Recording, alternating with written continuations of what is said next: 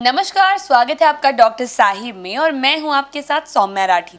इस वक्त मैं बैठी हूं बिहार के सबसे प्रसिद्ध फिजिशियंस में से एक डॉक्टर राजीव रंजन के साथ और डॉक्टर साहब से आज हम डेंगू से जुड़े कुछ महत्वपूर्ण सवाल जवाब करने वाले हैं। डेंगू को लेकर लोग घरेलू चिकित्सक बहुत ज़्यादा ही बन जाते हैं और तरह तरह के चीज़ खाने के लिए तरह तरह के घरेलू उपाय बताते रहते हैं। इसीलिए आज हम डॉक्टर साहब से उन घरेलू उपायों के बारे में सवाल जवाब करने वाले हैं कि आखिर वो कितने कारगर होते हैं और कितने गलत हो सकते हैं। सबसे पहले डॉक्टर साहब नमस्कार, स्वागत है आपका।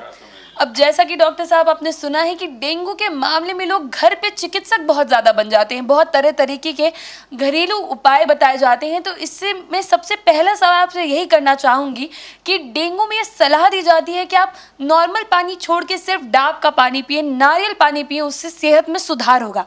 ये बात कितनी सही है? इस बात में कहीं कोई तथ्य नहीं है, वैज्ञानिक तथ्य नहीं है।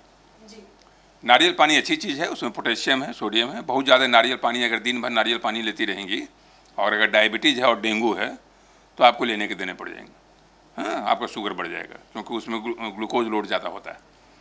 तो सारी अच्छी चीज़ें हैं जो मैं बार बार कहता हूँ कि excess of everything is always bad. नारियल पानी आप लें तो इलेक्ट्रोलाइट के लिए ऐसे भी नॉर्मल स्वस्थ व्यक्ति अगर नारियल पानी लेगा तो ठीक रहेगा, लेकिन डेंगू में नारियल पानी का कोई स्पेसिफिक महत्व नहीं है।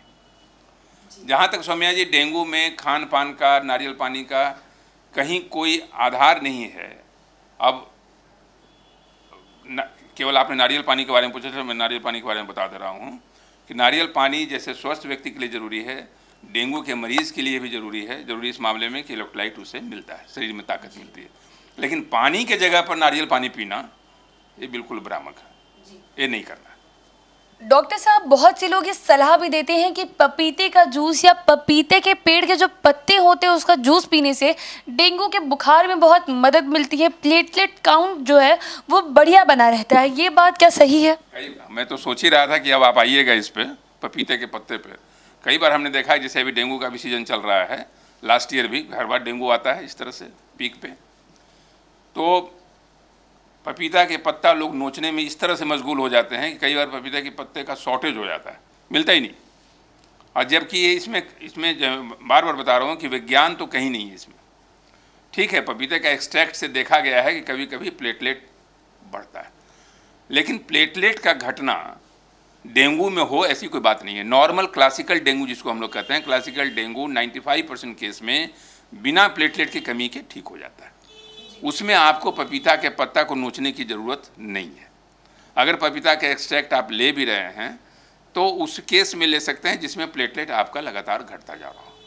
लेकिन उसमें भी प्लेटलेट घटने में भी एक भ्रांति ये आती है कि जहाँ 1,10,000 हुआ, 5,000 हुआ, 90,000 हुआ, लोग बिल्कुल बेतरतीब से घबराहट हो जाते हैं, बेचैन हो जाते हैं, व्यग्र हो जाते हैं कि अब तो हम गए और भर्ती करा के प्लेटलेट चढ़ाना है। तो आपके थ्रू हम ये बताना चाहते हैं, आम जनता को संप्रेषित करना चाहते हैं कि जब तक प्लेटलेट 20,000 के नीचे नहीं जाए, प्लेटलेट चढ़ाने की कोई ज़रूरत नहीं है। नॉर्मल प्लेटलेट का वैल्यू 1.5 लाख होता है बेसिक, लेकिन 20,000 तक भी आपको अस्पताल जाने की ज़रूरत नहीं है। और पपीता के पत्ते तो सप्लीमेंट हो सकते हैं, लेकिन 95% डेंगू के केस में आपको पपीता के पत्ते की तरफ मुखातिब होने की ज़रूरत नहीं है। नॉर्मल डाइट लीजिए, नॉर्मल डाइट लीजिए। मैं बार बार इस बात को कह रहा हूँ, रेस्ट रखिए। 95% समझ ही रही हैं, 95% केस में आपका डेंगू का वायरस खुद ब खुद आपका साथ छोड़ देगा। डॉक्टर साहब, अगला सवाल जिस चीज़ को लेकर है वो कोविड के टाइम पे भी लोगों ने बहुत ज़्यादा सुना है। गिलोय का जो जूस होता है वो डेंगू के मरीज के लिए कितना कारगर साबित हो सकता है?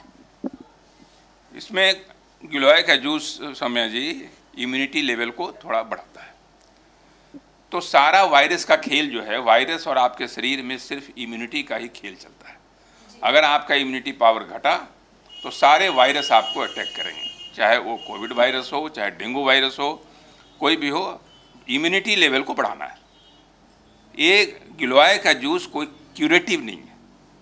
ऐसा नहीं कि गिलोय का जूस आप पी कर, कई लोग इस कोविड को बचाव के चक्कर में इतना गिलोय पी लिए कि उनका लीवर डैमेज तक हो गया।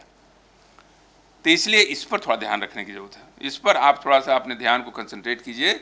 हर पब्लिक को, हर जनता के बीच इस मैसेज जाना चाहिए कि बेतरतीब तरीके से गिलोय का जूस पीना आपके इम्यूनिटी लेवल को बढ़ाएगा नहीं, आपके लीवर पर एक्स्ट्रा प्रेशर, एक्स्ट्रा लोड डालेगा।